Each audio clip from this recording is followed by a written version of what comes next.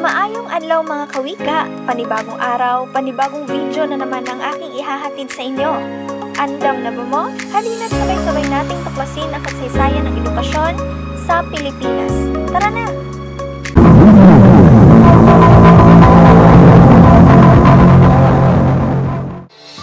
Hindi lingid sa ating kalaman ng ating bansang Pilipinas ay sinakop ng mga dayuhan. Ilang taon din tayong naging alipin sa sarili nating bansa, kaya naman hindi may pagkakailang nagkaroon sila ng malaking impluwensya sa atin, lalo na sa larangan ng edukasyon. Bago pa man dumating ang mga Kastila sa ating bansa ay may sarili na tayong edukasyon, na kung saan ang mga magulang lamang natin ang ating mga guro. Sa panahon bago dumating ang mga Kastila, ang kanilang edukasyon ay di formal. Pagtuturo sa loob ng tahanan ang pangunahing tinuturo ng mga magulang sa kanilang mga anak. Ang mga lalaki ay tinuturuan paano manlima, mangaso, mangisda, magsaka at marami pang iba, habang ang mga babae naman ay tinuturuan ng mga gawaing bahay kagaya ng pagluluto, paglalaba, pananahi at marami pang iba. Sa panahon naman ng Kastila, ginamit nila ang mga kumbento bilang paralan at ang pari ang may silbing guro.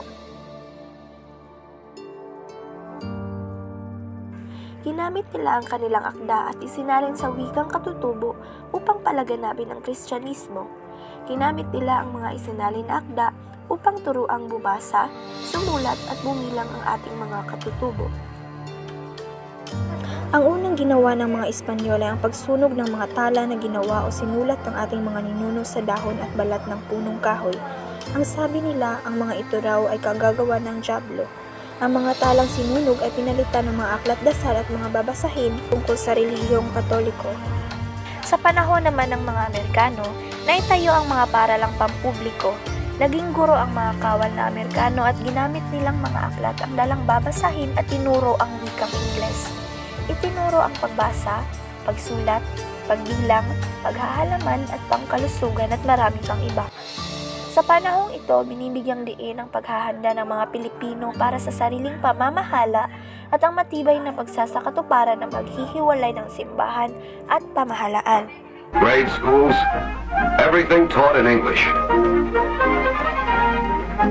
Kindergarten, just like at home. They shared our daily setting-ups.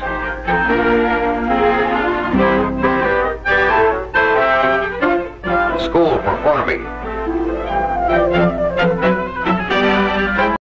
Sa panahon naman ng mga Hapon, ang unang naging patakaran sa edukasyon nila ay ang paglaganap ng kulturang Pilipino at Hapones sa Pilipinas. Ang edukasyon noon ay hinigpitan ng mga Hapones. Ipinatanggal nila lahat ng mga patungkulin sa anumang kultura ng mga Amerikano, kahit ang mga iba't ibang pahayagan at mga batayang aklat na umuukol sa wikang Ingles. Pagkatapos silang alisin ang mga batayan sa wikang Ingles, itinuro nila ang wikang Nipongo. Ngayong natuklasan na natin ang kasaysayan ng ating edukasyon dito sa Pilipinas, masasabi kong malaki ang naging impluwensya nila sa atin. Lumawak ang ating pananampalatayang Kristyanismo, gumanda ang sistema ng ating edukasyon at naging formal ito. Dahil din sa kanilang pananakop sa atin ay musbong ang agham, UP Fine Arts Painting Class, sining, musika,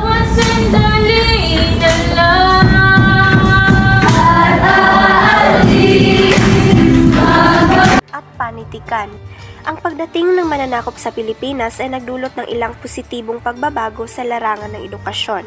Ilan sa mga ito ay paglaganap ng wikang Ingles bilang pangunahing wika sa edukasyon, pagpapalawak ng sistema ng edukasyon at pagpapalaganap ng modernong mga pamamaraan sa pagtuturo at teknolohiya. Hanggang dito na lang mga kawika, hanggang sa muli, paalam!